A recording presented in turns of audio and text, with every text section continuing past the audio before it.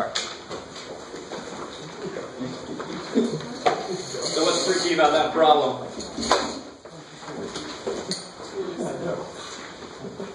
That one is admittedly a very freaky looking problem, which sometimes means it's so easy that it just seems like it's really hard. We'll have to rearrange it, probably. Most of the time. So the problem is prove this limit is true. Which did I pick? X goes to A, I love it.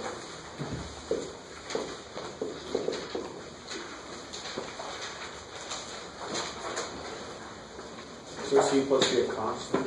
Yeah. Whenever you see C, it's going to be a constant. A and B normally are also constants. So, what does this function look like? Throw it in the air. Can anybody? There you go.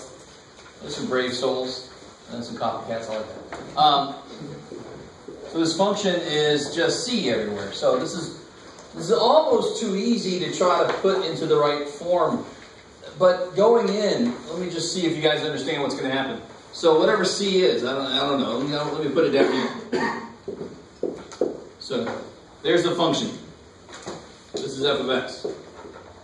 It's always C. This is kind of funny. If somebody gives me an epsilon, this is kind of weird. Well, I don't want to give too much away here. Can you guys see what it has?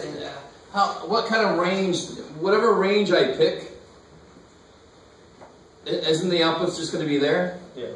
So normally you have a function that does this, and you pick a range, and then it goes from there to there. And if you want to fit in some, you got a bit of a range there, right? So you got to go this far to get this far. Well, here, no matter how big this is, it's always going to be the same in terms of this. No matter what epsilon somebody gives me, no matter which two things I pick here, how far away am I going to be away from the limit? I'm always going to be 0 away from the limit. No matter what epsilon somebody gives me. Right? Alright. I'm going to let you think about that. This is what I'm going to give you. That's it. No. Oh. That's the beginning. It's just the thinking about what's going to happen. Because it is a little weird if you just jump into it. Knowing ahead of time what's going to happen is probably a good idea.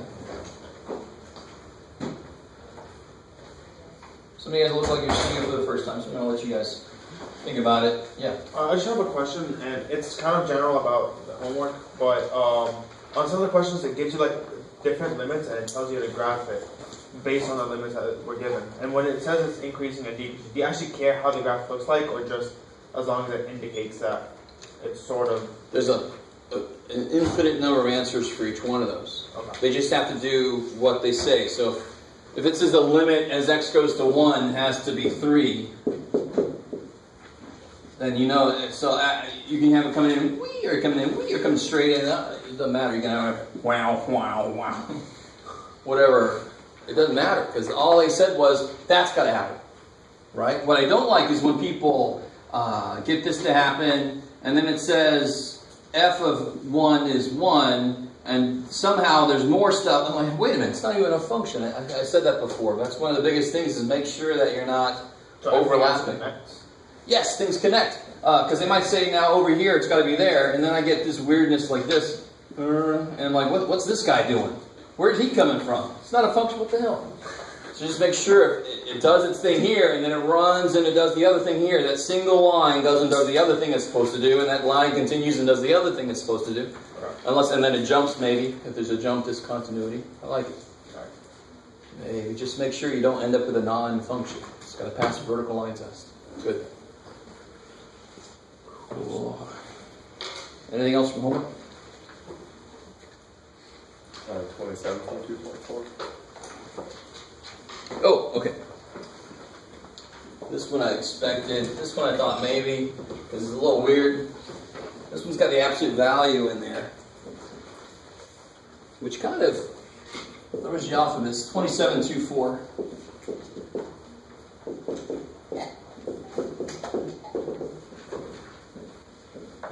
All right. So let's go through this a little bit. Let's remember the setup. So what do we want to show? We want to show something. When given Break it up.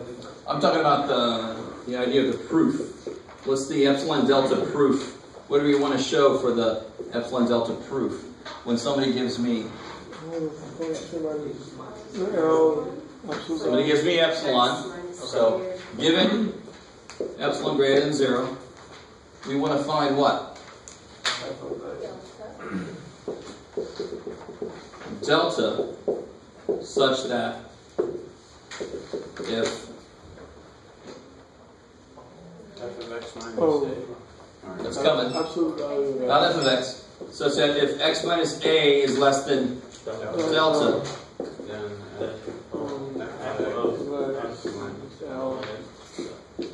oh, epsilon. We're coming really strong in the course. I like that. All right. Anyway, so there will be a problem like this on the test. You will need to know this. Yes. Will these show up throughout the class, or just kind of right now? There'll be a few other places where there'll be references to using this kind of theorem, and I will talk about it, but you're not going to be expected to use it again in this class. Yeah, so you can kind of breathe a little bit easy. I have got to show this to you, and I will point out where it comes up in a few places, but it doesn't come up a lot of places here directly. It comes up later. If anybody's a math major, it's going to come up. I like your reaction. It's going to come up a lot.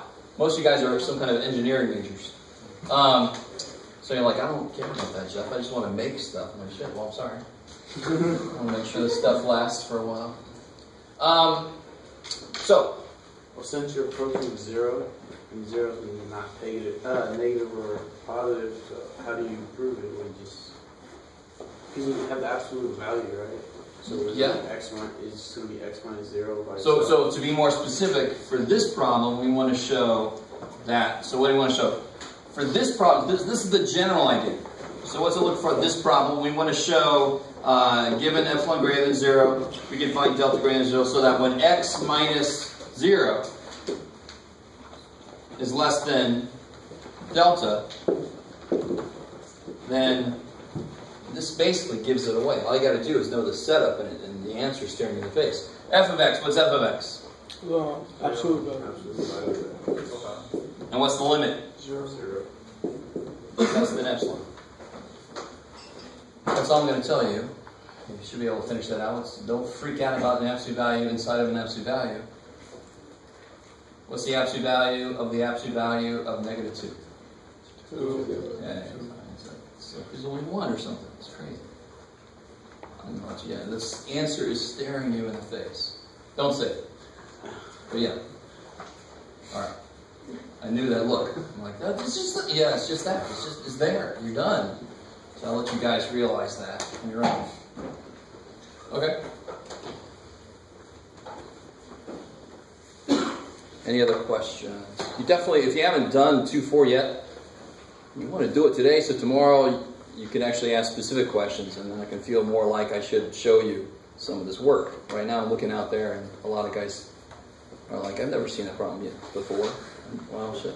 Yeah. Again, from 2.4 is 36. Oh, I had to give you one that wasn't just a linear function. So this one, prove limit as x goes to 2, 1 over x equals 1 over 2.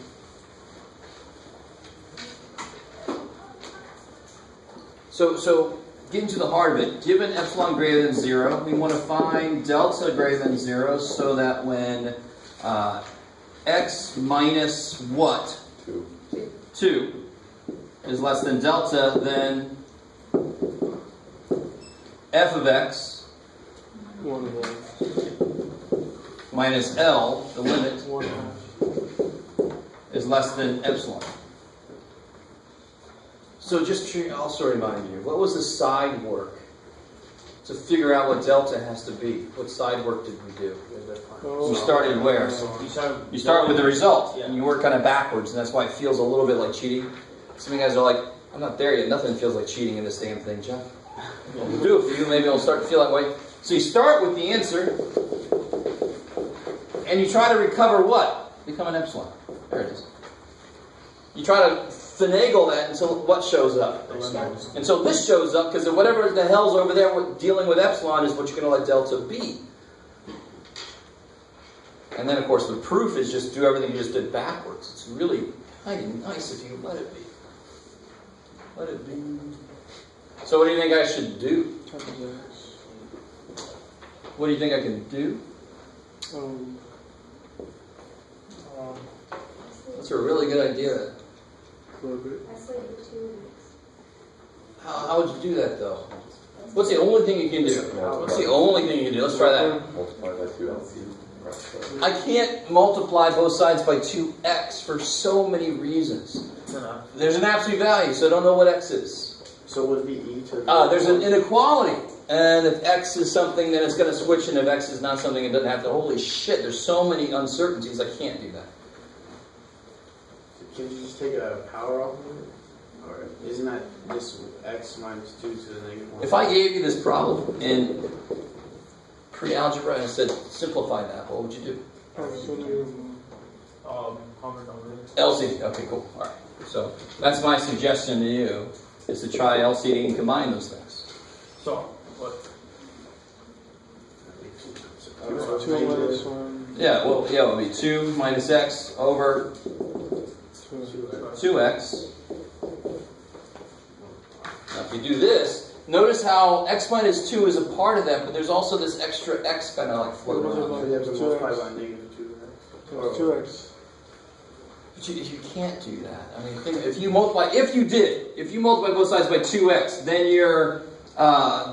your delta depends on x. And what's x? I don't know. Shit. So, no. Alright, I'm going to let you guys think about that. I gave you something to think about. This might not be the right way to go, but I at least want to show you this is the first thing you should try, is to simplify what's inside.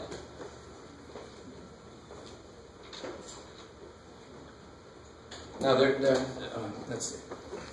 Anyway, I want to let you guys try that. There's some weird examples, like example 4, where weird things happen. Example 3, some weirdness happens.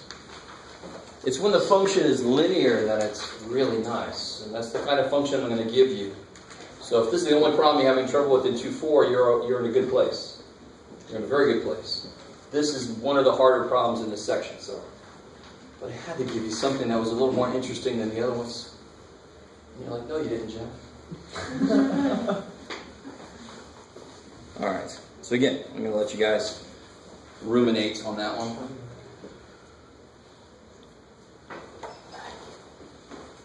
All right. And I don't know. Well, I don't want to say it, but yes, I do. You guys live in whatever we decided to call it, the teens, right? The 2010 through 2020. Like 2000s were the knots or whatever. I don't even know what we're going to call it. You know, it's easy. The roaring 20s and the 30s and the 40s. And I was born in the 70s and blah, blah, blah. What the hell do you call it 2000 through 2010? Do you understand what I'm saying? Most people call them the knots or the O's. Or what the hell do you call it? What am I trying to say? What do you do when you don't know shit? When you don't know something about something, what do you do nowadays? Google the damn thing. Or Siri, which is basically Google, right? Does Bing have some voice attached to it? Not yet?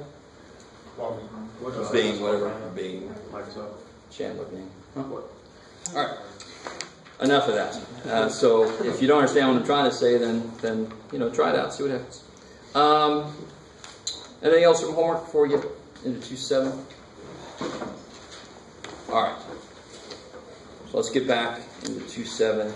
Last time we did 2.5 and 2.6. 2.5 I sort of prepped you for this whole semester, really. What is this, the third week? We're in the beginning of the third week. Holy crap. Continuity, I kept talking about continuity before we were officially there. Just so when we got there, you're like, oh yeah, good. Can somebody tell me the quickest way to explain how a function can be continuous at a point? A. Limit exists at x equals a and f of a is defined. True, but you're missing a key point. when the limit equals the function. Cool. So they both exist and they equal each other. So the limit exists and the function is defined, and those two values equal each other. Cool. That means it's continuous at that point. Big ass. Okay. So that's basically 2.5, and then 2.6 was just limits at infinity. If I what pre-calculus idea is related to letting x go to negative infinity or infinity? Horizontal asymptote, thank you. So in some of the homeworks I gave you back to you, several of you I just said horizontal asymptote question mark, because you had some trouble with limits going to infinity or something like that. Okay, maybe. So that's section 2.6. It's just the same limit stuff we've been talking about, except now they're letting the input go to infinity. They're letting the inputs get really large.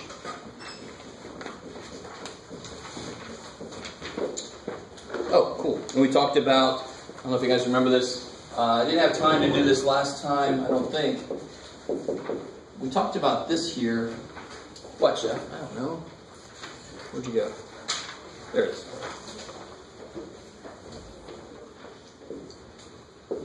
Did we actually do this problem? This is the last thing we looked at, but I don't think we did this problem. We did. I said what you had to do, but I don't think we actually did it. Who remembers what you have to do here? Multiply by the conjugate. What form is it in currently? So writing this form down, so don't say equals infinity minus infinity. And definitely don't say that equals 0. You don't know what the hell it is. Some really big number minus some really big number. What is that? I don't know. What are the big numbers here? So infinity does not equal infinity. They're going at different rates. So the whole point there is, are they really going at different rates? That's the question. Slightly. Nope. What's really interesting, do this for me. If you have your graphic calculator with you. That's what I wanted to do last time with this. Graph those two things. Make y1 equal that rad, and make y2 equal to the x.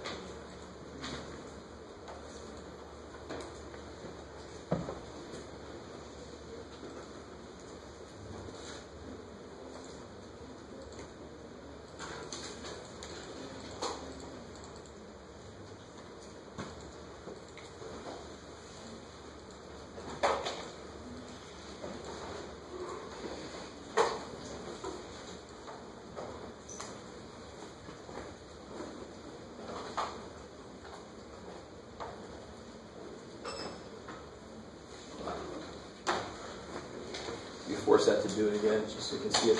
So here comes, here's the square root, and then here comes y equals x. Now what happens is, as x gets really big, these two get really close, right? And what's even a little more interesting than that, the only reason I don't care about that side is because x is going to positive infinity. But somebody help me out. Square root of x squared equals what? Plus or minus x. I don't think I've heard it yet.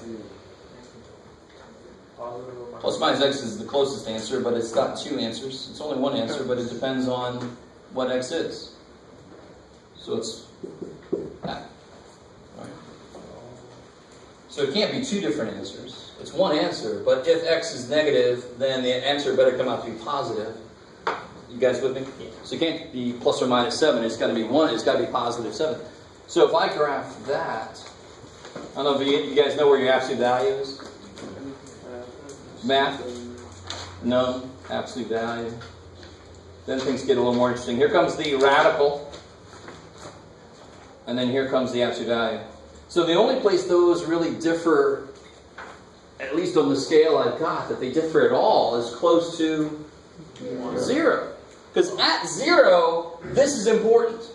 When x gets really small, 1 suddenly becomes more important. He's like, yeah. When x is 0.01, that's squared. That's basically, to most humans, that's 0. So 1's like, yeah. But the minute x is 1, 2, 3, 1 is not worth shit. Poor little 1. Right? So right now, $1 is very important to me. If I had $1 billion, it would still be important, but not as important when we scramble. Maybe it would. But that's what that means. Graphical. This is not good enough to answer the question. Do not say I graphed it and then I looked at it. Right, some of you guys are basically saying that in your homework. It's not good enough. Especially if they don't say graph it and then get the answer from the graph. That's the only time I want to see that. But the graph of it gives me some idea what the hell's going on. When x is small, there is an appreciable difference. But as x gets larger, that difference gets smaller and smaller. If I zoomed in, stay with me.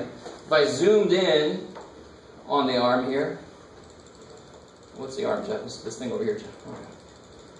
So let's say I zoom in. Where are you going to zoom, Jeff? Right here. Let's really zoom in on that. Nice and tight. Bam. So there's the rad. Let's see if the absolute value, if I can see any difference. There we go. Cool. All right. But if I went further and I kept the same scale and I went further, they would get closer and closer and closer. I'd have to zoom more in and closer and then zoom more in and closer and closer. And of course, that's the idea of freaking limit, right? I'm going to ask you really big and seeing what the difference is. That's not good enough to prove a damn thing, though. So, let's do this. And then I want to slightly change the problem and show you to be careful so you don't make too many generalizations out of the answer. So what is the conjugate? It's going to be rad x squared plus 1 plus x. Yeah, cool. On the top, I get x squared plus 1 minus x squared. The middle terms, of course, cancel. That's what the conjugate does. So good. I get x squared plus 1 minus x squared. I get 1. Yes, sir. So because this is going to positive and at the bottom it's plus x, then we don't care if there's a radical in the denominator. But here's the thing. The reason this is indeterminate is because it's infinity minus infinity. So by doing this, I'm going to make it something that I can actually figure out. Very often we make differences become sums because then I can actually figure them out. Isn't 1 over infinity 0 though? We're getting it. Hold on. So then, and why does it make sense? Don't be careful about what the picture is. The picture is both of these separately. But what's the picture showing me? Their difference is getting smaller. So the limit, the answer should be 0, right? So what do I get here? Is it very cool that you FOIL this out, you get 1. If you don't believe me, do it. And on the bottom, you get this stuff here, of course. Now, if I let x get really big, this, of course, goes to the bottom does. So the whole thing goes to 0. And that's what we saw visually. The difference between the two, as x gets really big, the difference between the two is getting smaller and smaller and smaller. So one thing you got to be careful about is, if you're graphing something, what you're looking at, what I graphed is not this. What I graphed was this and that, separately. So you were worried the answer should be infinity because they're both going to infinity, but the difference of what I graphed is getting to be 0. And that's what I get algebraically. Okay, cool. You guys alright? Some of you guys look physically sick. I'm sorry. Should take some Dramamine before calc class. Okay. Alright, so I wanted to show you that. I think that's all I needed to show you from before. Oh, that's right. So the big thing here is, what if I had this?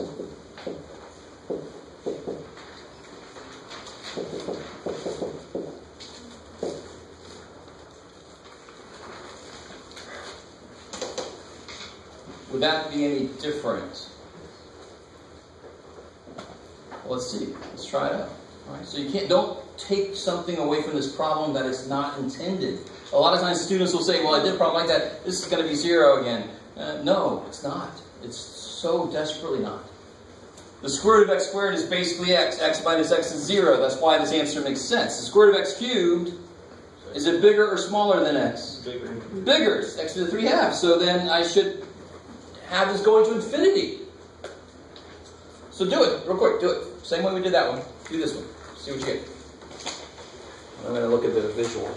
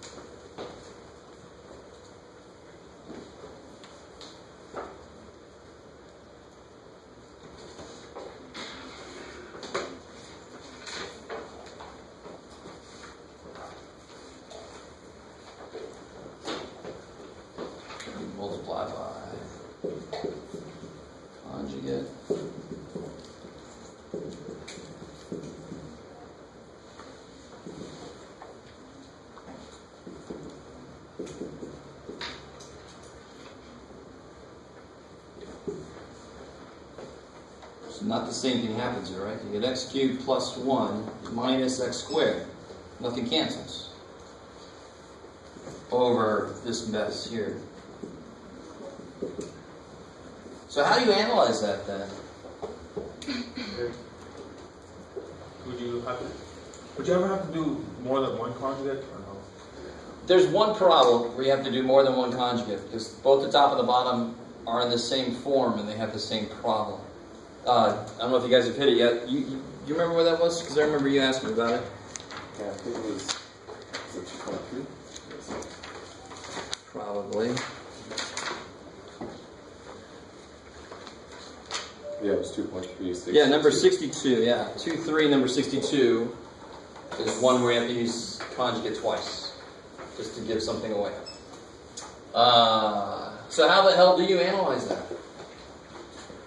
You've already done the work at some point in your previous math life.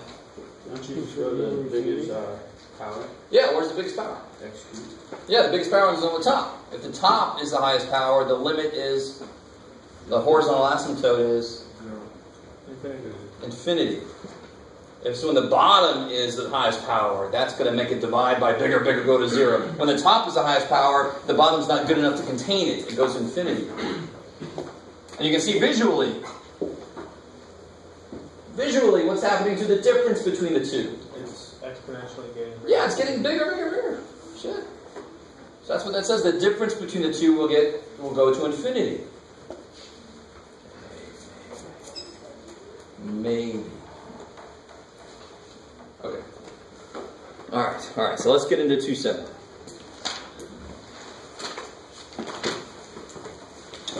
So 2-7, I am going to talk. I'm going to throw some 2-8 stuff into the mix, but again, 2-8 homework is not due until later. So I want you to focus in on 2-7. But the ideas overlap so much. It's going to happen. So there's two main ways of looking at how to find the slope of the tangent line at a point. So the idea is the same no matter which way you look at it, but how do I get it is two different ways. So I've got some function. I'm curious about the slope at point A, comma, f of A. So one way to do this, and let me do this here. I'm going to try to capture what they got. So some function, some point x, what would this be? That's insane. So what would the slope be between those 2 points? No. F of the x minus a minus f of Minus f of a. a. Yeah, so don't overthink it. On the top of the slope goes the y's. On the bottom's x's, right? Changing y's over changing x's. The outputs, the difference in the outputs, f of x minus f of a. Difference of the inputs. And now this exists because it's 2 different points, and I'm going to let a not equal x here, right? But what do I want to do if I want to get exactly the slope here at a? Make x closer. I want x to approach a. And it doesn't really matter which side. I just drew it over there just so I have somewhere to have it. It doesn't really matter which side it's on. In fact, what has to be true, since I write it like this, it's got to actually work from both sides. I like it. Cool. Let me stop there for a second. This is old news. This is what I try to tell my pre-calc students. I say, calculus starts with y2 minus y1 over x2 minus x1. And then it says, well, let the points get really close together. Ooh, right? I mean, that's really all this is. It's algebra 1.1. Right? So let's do a specific example. Let me show you the other way. The other way is one that we've done already, believe it or not. The other way is the way that I prefer, personally. And it says, if I want to know at x what the, let's just make it example. Then I pick another point, a plus h. So this is f of a. What's this going to be? f of a plus h. And we've seen this before. This is the difference quotient. This is the one that's used more often. So this is where I let, and what do I let happen? Here's my y2 minus y1. X2 minus x1, the a's will cancel. There's your h that we're used to seeing, right? We've used this form before. We're used to this form. And what do I want to put down here?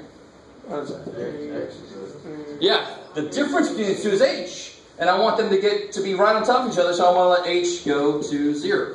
So these are actually equivalent. The answers that they get cannot be different. It's just that the approach I take in each is different. Sometimes this is harder than that, and that's why that's more often used. So whichever way you want to do it is fine with me. I don't think the homework is specific in the way they ask for it. I don't think so. If they are, screw it. Just do it the way you like. That's the official word from me. So let's try this out. Let's figure out what's going on. And before we do it, let me take you back a little ways. Let me say this. Either one of these ways, what do they come out with? The end result. Yeah, good. So either way I do it, these are both the slope of f of x. Keep going. Oh. At A. Good. At x equal a. Cool. Stop there for a second. So let me remind you of a problem that you did in algebra. So much. So long. I remember the problem that said find, and they spelled it right? Find the equation, that's shorthand for equation, of the line. You remember these problems? That is perpendicular to this other line, and it goes through this one's x-intercept and all this kind of bullshit. And anytime you saw find the equation of the line, you said, I need a slope and I need a point. And that was your goal. You had to find those things. So find the equation of the line that goes through 1, 4, and has slope equal to -2. So that is a problem you should be all over. You should be able to do it. So do it real quick. Do it. This is pre-calculus.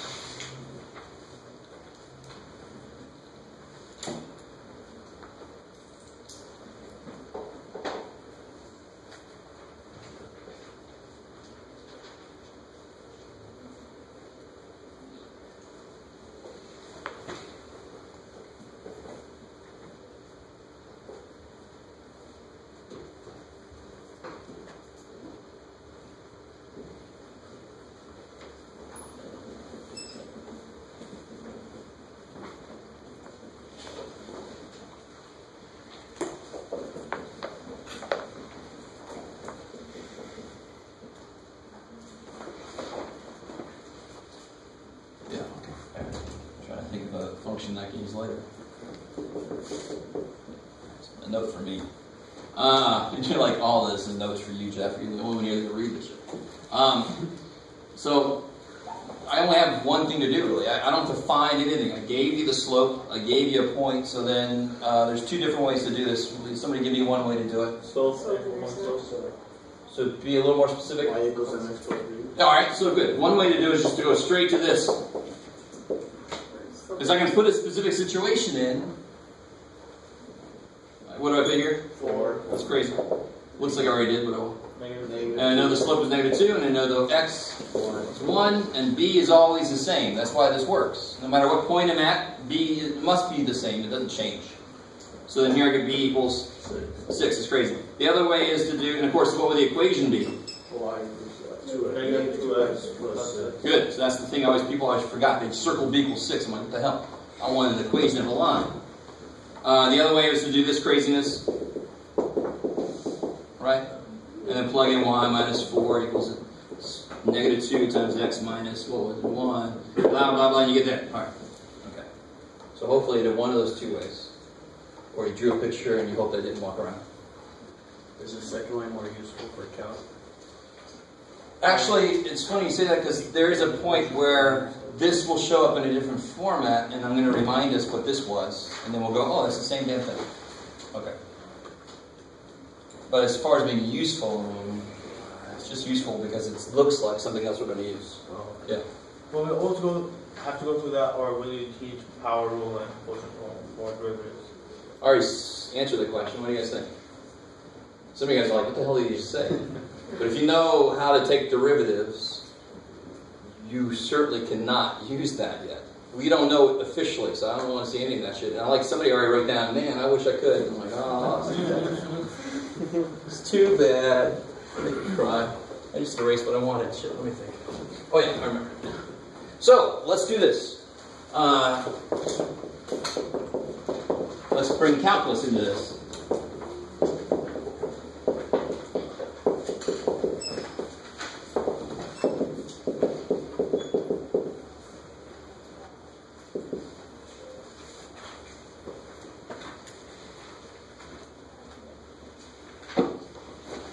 Maybe this one I'll do both ways, just because.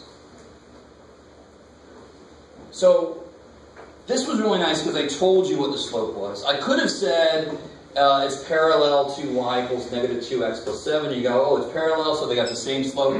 So remember these problems? Sometimes you had that way of finding a slope. They give you another point, so you have to use the m equals y 2 minus y1 over blah, blah, remember? You guys kind of with me? So you don't have to find a slope somehow. One of the first things we do with calculus is go, okay, you got this situation, dude. Bless you. I still have to find the same two things. I still need a point and the slope. Well, a point I basically have, right? What is the point in this problem? Is there one? One? It's 4. 4. There. Hey, all right. When you plug a 1 in, you get a 4 out. I don't know why I chose that function. Okay. Let's see if I did this correctly. Now, here's how you're going to have to find the slope. We're going to find the slope using calculus, which we were not obviously able to do here. We didn't need to.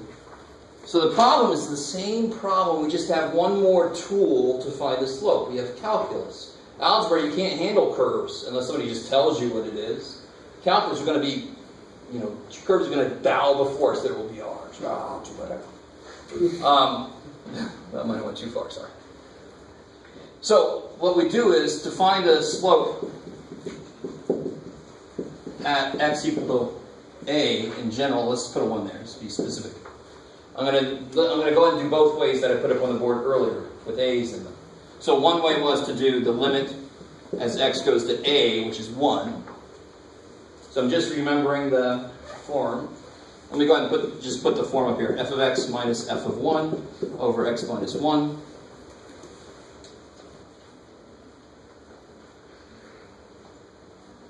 And now just plug in what I know. So what's f of x? Negative x squared plus 5. And what's f of 1? 4. 4. Let me stop there for a second. Make sure you guys are with me here. So x is any other point on that function, because the function's domain might be weird or something. So it's any other point that function actually exists at. So that's the output. That's y2 minus y1 over x2 minus x1. That's all that is, right? I'm letting them get real close together so I end up with just the slope at that point. That's the only way to do it, because there's always 2 points that exist, because it never quite gets there, but it gets the closest possible. Right, maybe. Everything's coming together here. Oh shit. If I try to plug a 1 in right now, what happens? If I try to plug a 1 in, I get 0 over, which is indeterminate. And that's actually good news in a way. That tells me I should be able to make the problem die. Which is nice, to make problems die. So all I have to do, what can I do on the top here? Yeah, I get negative x squared plus 1 over x minus 1. Sorry, let me put it up here. Factor out a negative 1 and then If you want to, sure. difference of price. I like it. You have them already, but taking the negative 1 out is nice, because then everything's in the right place. You guys with me? So we're going to start to do the only thing I can do, which is factor, and hope to God something cancels. And because it's indeterminate, and it's polynomial stuff, I'm just about guaranteed that that's going to happen. So limit x goes to 1, so you guys can handle it. Take a negative 1 out, X squared minus 1, so that's x Minus 1. minus 1. X plus 1. Cancel. Good, so the problems cancel. The problem was I couldn't plug a 1 in, it makes both 0. Well, now the problems just died. And now what do I get when I plug a 1 in? You get negative 2. Now what does that represent? Slope at that point. Beautiful. When you do this process, you end up with the slope at this point. Which one's the tangent? So You want the tangent? and when I say that, it's a quick way to say the slope of the tangent line. So we have to be a little careful because it never quite works to say the slope at a single point, because how many points do you need for slope? 2. So it's better, you'll hear people, and you'll see the book say this, the slope of the tangent line at a point, because then it's a line, it's got points to spare. You with me? So it's a little weird to realize we are talking about the slope at a point. So the book, just to kind of ease us into it, keeps saying the slope of the tangent line at a point. But what did we actually just find? We found the slope at the frickin' point. Let's just say it. Let's embrace it. Alright, and then you guys realize that I did this for a purpose because we already did the work, right? What's the point? 1, 4. What's the slope? Negative 2. How do we find the slope? Freaky calculus shit. But how would I do the rest of it? Same way, right? This process doesn't care where this came from. In fact, when I taught this, I would call this the SDT. Same damn thing. No matter where you got these from, you would do the same damn thing, whichever way you like better. Yes? Is there a difference between like the slope of the tangent line versus like the normal line? I don't Oh, know. all the normal line is the perpendicular line. Okay. Yeah, I always forget that it's got a normal already. But the normal line, tangent line, is the one that actually represents the direction it truly is going. The normal to something is perpendicular to that. Okay. So if you've taken any physics, you're all too well aware of the normal. So would you just switch the slope? Are you? Exactly, negative reciprocate. Okay.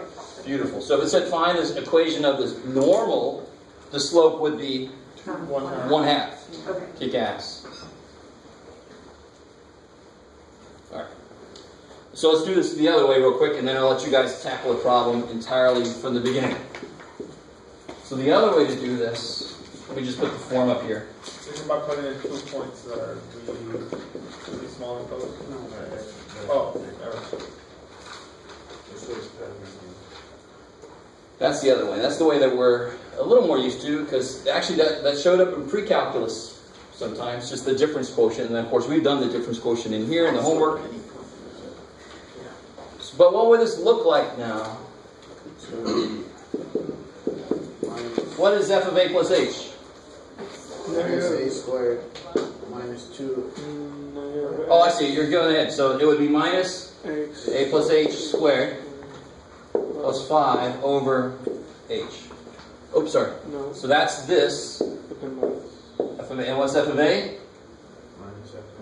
Negative x squared plus 5. Yeah, negative a squared plus 5.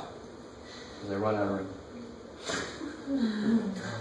Alright, so there's f of a plus h. There's f of a. What people always forget is you got to put that bad boy in parentheses. You got to subtract the whole damn thing. Everything except the h stuff has got to cancel. So all you did here was just change the a's for the x's and just plug it into that. Yeah, I plugged a plus h in and a in. So yeah, and then the second one I made the x's a's because that's what I'm plugging in. Okay. And now let me be more specific. I'm being less specific here. What is a? For our problem, what's a? 1. That's the one we're interested in, right? We want to know what x equals 1. So a, like always, is what we're letting x go to. We've seen that. So limit as x goes to a, limit as x goes to a. So a for us is going to be 1. So the limit, bless you, of negative 1 plus h squared plus 5 minus negative 1 squared plus 5 all over h. So I just got to do that. Wait, is it 1? What is that? 1 plus 8? H, yeah. Okay. Gotcha.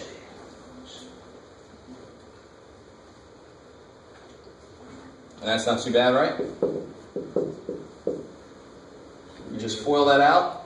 -1. Make everything negative. Yeah. So negative 1 negative 2h minus h squared plus 5 minus.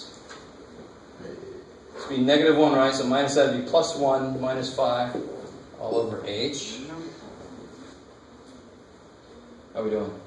Nothing amazing going up here, right? The math that I'm actually doing is pretty low level, to be honest. It's just in a freaky problem. And I just, what happens? The 5's cancel, the 1's cancel. Negative 2h minus h squared. Yeah, and the h's cancel. So you get negative 2 minus h. And when h goes to 0, you get Negative 2. That's crazy. And again, what does that represent? The slope at the point 1, or 1 comma 4, at the point where x is 1. Let me stop there for a second. Of course, you got the same answer. It's just the same problem, two different ways, right? That's those two different ways of looking at the same exact process. So you said we were going to be using calculus. Is this using calculus? Is this average rate of change? This is calculus. What happened? Okay, well you said we were going to use calculus. Do it again. Oh. Okay, you said there's going to be two ways. I mean, you guys just missing. There's one way. Okay, yeah, and there's a second way. It's probably like totally fine. When you say use calculus, would that be like the third way? No. Okay.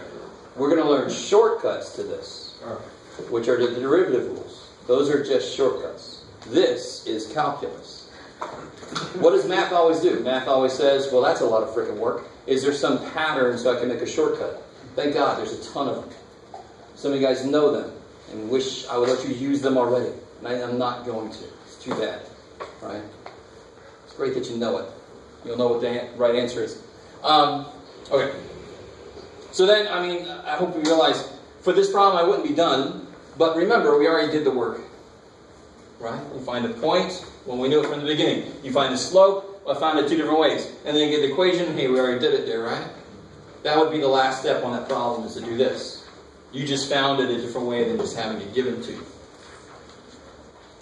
So here, let me give you one for you to try. Let's see. I don't make it too freaky.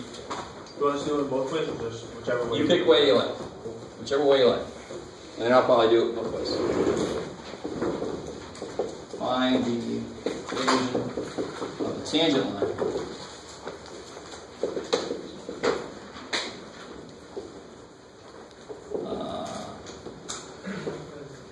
There's a way that's nicer on this problem, a specific one.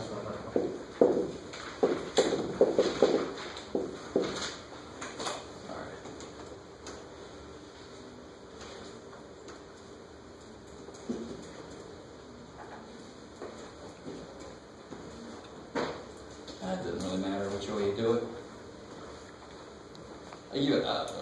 I'll give you a little hint. This way will be easier for this problem.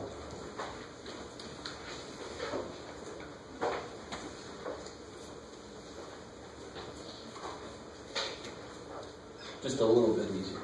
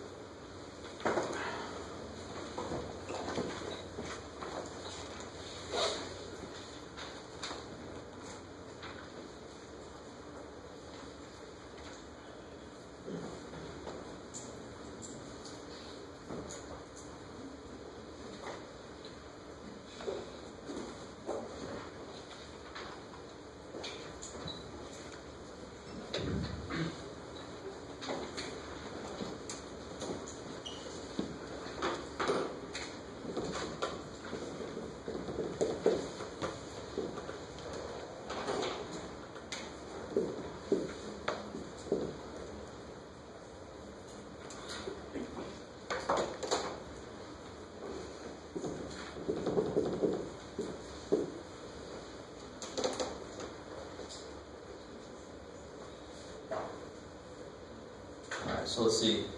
It really, you do the same work both ways, it just, one looks a little cleaner than two.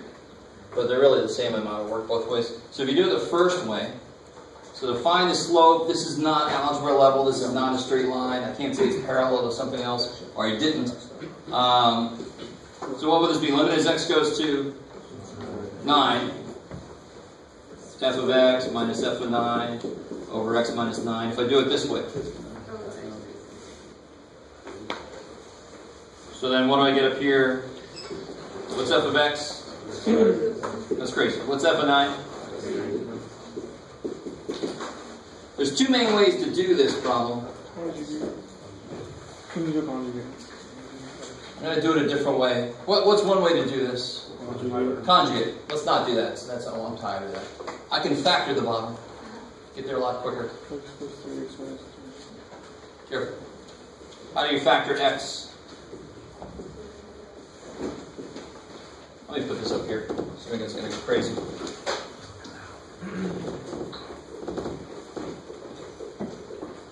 It's time you guys knew how to factor every damn thing.